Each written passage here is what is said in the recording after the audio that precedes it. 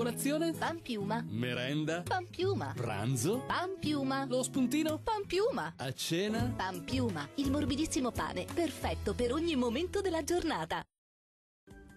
Prosegue la fase di maltempo sulle nostre regioni con fenomeni spesso anche intensi e la neve tornerà a fare capolino sulle nostre montagne. Vediamo il dettaglio. Sul Veneto tempo spesso instabile, piovoso e temporalesco su gran parte del territorio. Attenzione all'acqua alta a Venezia, come spesso vi abbiamo documentato in queste ore nei nostri telegiornali.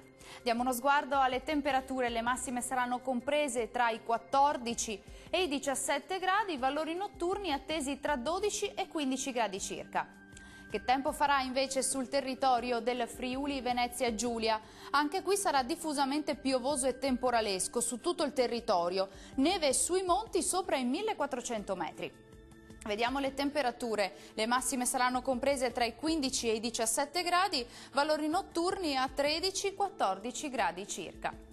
Che tempo farà sul Trentino Alto Adige? Condizioni anche qui di tempo perturbato, con rovesci e temporali a volte diffusi. La neve potrà scendere anche sotto i 1500 metri di quota. Temperature massime sui 16-17 gradi, valori notturni a 13-15 gradi. Il mare sarà generalmente molto mosso, i venti moderati da sud, localmente forti, meridionali sul Golfo di Trieste.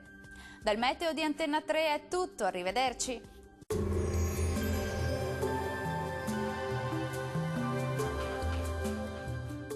Colazione? Pan piuma. Merenda? Pan piuma. Pranzo? Pan piuma. Lo spuntino? Pan piuma. A cena? Pan piuma, il morbidissimo pane, perfetto per ogni momento della giornata.